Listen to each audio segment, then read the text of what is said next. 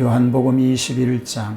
그 후에 예수께서 디베랴 호수에서 또 제자들에게 자기를 나타내셨으니 나타나신 일은 이러하니라. 시몬 베드로와 디도모라 하는 도마와 갈릴리 가나 사람 나다나엘과 세베대의 아들들과 또 다른 제자 둘이 함께 있더니 시몬 베드로가 나는 물고기 잡으러 가노라 하니 그들이 우리도 함께 가겠다 하고 나가서 배에 올랐으나 그날 밤에 아무것도 잡지 못하였더니 날이 새어갈 때에 예수께서 바닷가에 서셨으나 제자들이 예수이신 줄 알지 못하는지라. 예수께서 이르시되 얘들아 너희에게 고기가 있느냐 대답하되 없나이다. 이르시되 그물을 배 오른편에 던지라 그리하면 잡으리라 하시니 이에 던졌더니 물고기가 많아 그물을 들 수 없더라. 예수께서 사랑하시는 그 제자가 베드로에게 이르되 주님이시라 하니 시몬 베드로가 벗고 있다가 주님이라 하는 말을 듣고 겉옷을 두른 후에 바다로 뛰어내리더라. 다른 제자들은 육지에서 거리가 불과 한 50칸쯤 되므로 작은 배를 타고 물고기 든 그물을 끌고 와서 육지에 올라오니 숯불이 있는데 그 위에 생선이 놓였고 떡도 있더라. 예수께서 이르시되 지금 잡은 생선을 좀 가져오라 하시니 시몬 베드로가 올라가서 그물을 육지에 끌어올리니 가득히 찬 큰 물고기가 153마리라. 이같이 많으나 그물이 찢어지지 아니하였더라. 예수께서 이르시되 와서 조반을 먹으라 하시니 제자들이 주님이신 줄 아는 고로 당신이 누구냐 감히 묻는 자가 없더라. 예수께서 가셔서 떡을 가져다가 그들에게 주시고 생선도 그와 같이 하시니라. 이것은 예수께서 죽은 자 가운데서 살아나신 후에 세 번째로 제자들에게 나타나신 것이라. 그들이 조반 먹은 후에 예수께서 시몬 베드로에게 이르시되 요한의 아들 시몬아 내가 이 사람들보다 나를 더 사랑하느냐 하시니 이르되 주님 그러하나이다. 내가 주님을 사랑하는 줄 주님께서 아시나이다. 이르시되 내 어린 양을 먹이라 하시고 또 두 번째 이르시되 요한의 아들 시몬아 내가 나를 사랑하느냐 하시니 이르되 주님 그러하나이다. 내가 주님을 사랑하는 줄 주님께서 아시나이다.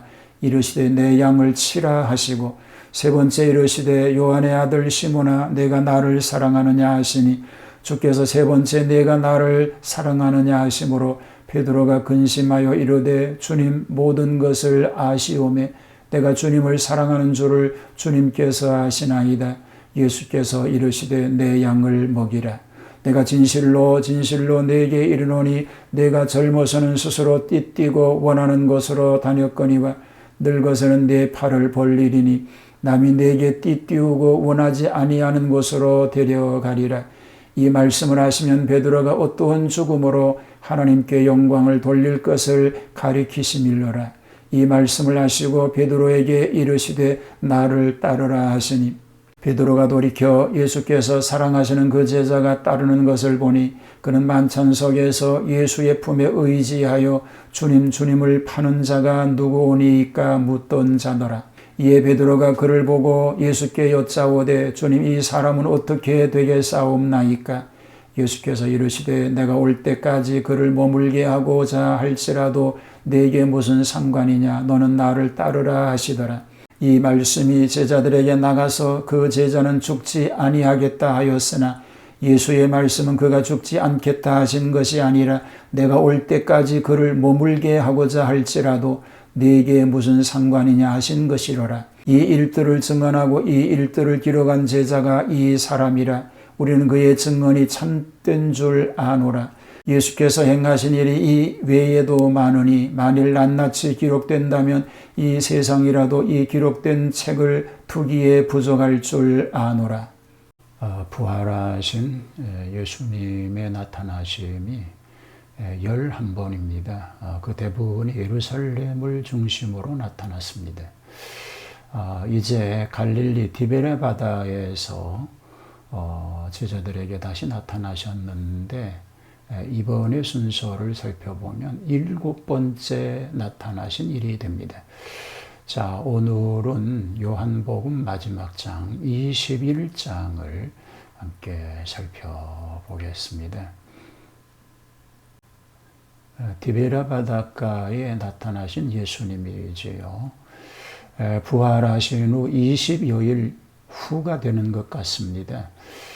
장소는 갈릴리에 있는 디베라 바다에서 고기 잡는 7 제자에게 나타나셨습니다. 그들의 이름은 시몬 베드로, 디두모라고 하는 도마, 갈릴리 가나 사람 나다나엘, 세베대의 아들들 야고보와 요한이지요. 또 다른 제자 안드레와 빌립일 것입니다. 물고기 잡으러 이곳으로 왔던 사람들입니다.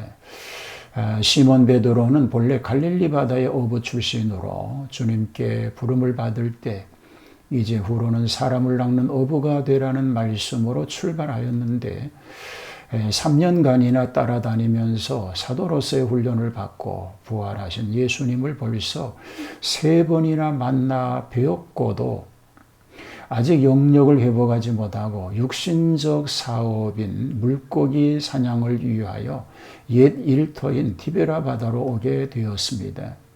다른 제자들도 이에 따라왔으니 또다시 실패를 초래할 수밖에 없었던 것입니다. 밤새도록 수고하였으나 아무것도 잡지 못하고 날이 새어갈 때에 부활하신 예수님께서 나타나셔서 고기가 없음을 확인하시고 그물을 배 오른편에 던지라고 하십니다. 그리하면 얻으리라고 하시는 것이지요. 제자들이 말씀대로 순종합니다. 고기가 심히 많아서 그물이 찢어질 지경으로 들 수가 없을 만큼 많이 잡혔습니다. 제자들은 또다시 부끄러움과 놀라움을 금하지 못하게 된 것입니다.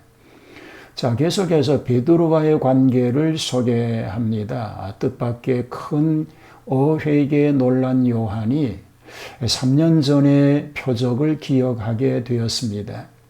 그래서 추시라고 즉각적으로 느껴지게 되었습니다. 요한은 관찰에 능하고 베드로는 행동에 빠릅니다. 베드로는 예수님을 대면하는 예의로서 겉옷을 입고 바다에서 뛰어내립니다. 다른 제자들도 육지에서 불과 50칸쯤 되는 거리이므로 작은 배를 타고 고기 든 그물을 들고 와서 육지에 올라옵니다. 숯불이 있는데 그 위에 생선이 놓여 있었고 떡도 있었습니다. 예수님께서 지금 잡은 생선을 좀 가져오라고 하십시오. 숯불에 생선을 더 많이 굽고 떡도 가져다가 조반을 먹자고 지시하신 것입니다. 과연 예수님은 영의 양식만 공급해 주시는 분이 아니라 벳세다 광야에서 많은 무리에게도 떡과 생선을 먹이시고 제자들만이 모인 지금도 조반을 준비시켜 먹도록 해 주신 것입니다. 과연 영육간에 양식을 주시는 예수님이십니다.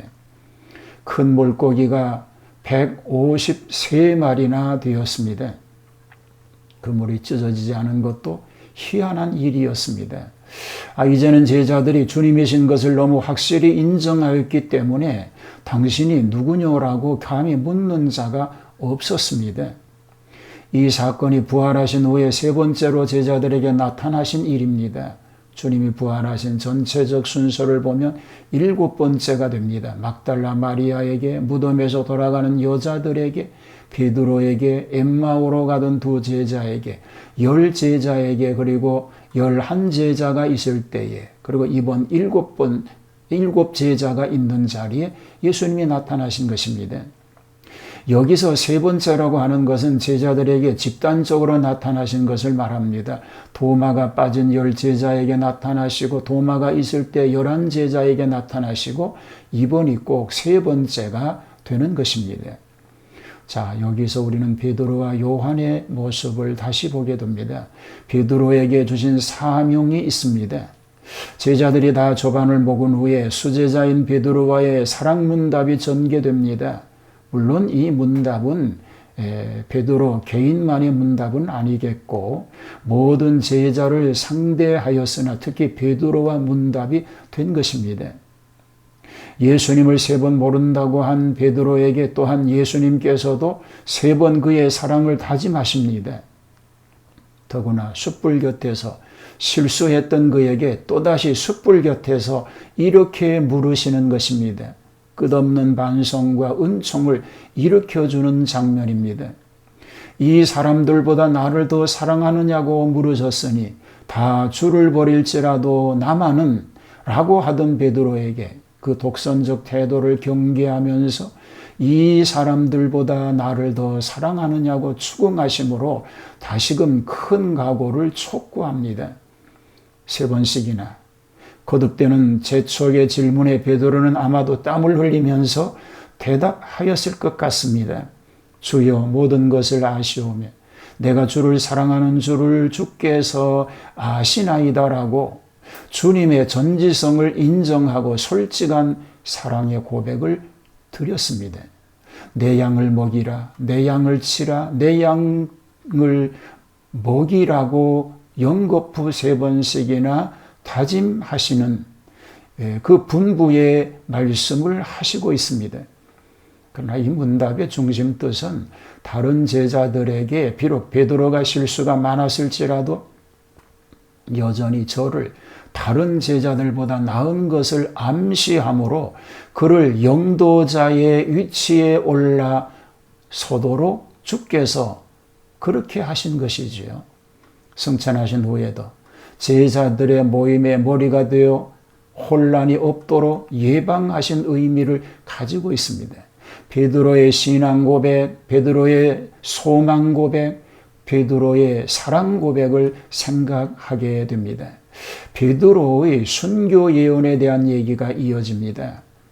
베드로가 젊었을 때에는 자유스럽게 살았고 그때는 중년이었으며 이제 장차 초대교회 설립에 맹활동한 후에 그리고 노후에 끌려가서 순교할 사실을 가장 여실히 보이고 있다는 것입니다. 최후로 베드로에게 나를 따르라 하셨으니 베드로도 순교하게 될 것을 예언하신 말씀입니다. 사도 요한의 전도 예언에 대한 얘기도 이어집니다. 베드로는 자기는 순교의 각오가 섰는데 사랑하는 친구 요한에 대하여 묻습니다. 주여 이 사람은 어떻게 되겠습니까? 그러나 주님의 대답은 내가 올 때까지 머물게 하고자 할지라도 네게 무슨 상관이냐고 하십니다. 이는 요한이 반모섬에 정배 가서 주님을 만나 계시를 받을 것이니 주님을 만나기는 하여도 베드로처럼 순교는 하지 않을 것이라는 의미가 담겨 있습니다. 또 요한의 장례사에 베드로가 관여할 것은 없다는 것입니다. 베드로에게는 베드로의 길이, 요한에게는 요한의 길이 있기 때문입니다. 요한복음의 결론을 말합니다. 요한복음 저자 요한의 증거요. 그리고 요한복음의 결론입니다. 그는 예수님의 십자가 곁에까지 따라갔고 주님의 행적을 누구보다도 세밀하니 자초지종 목격한 사실을 기록하였다는 것이니 정확무한 말씀으로 믿을 수 있습니다. 예수님의 행한 일이 이외에도 많으나 복음서에 기록된 사실만 가지고도 예수님의 메시아성에 대하여 얼마든지 믿을 수 있는 자료가 되고 하나님의 아들이심이 확정됩니다.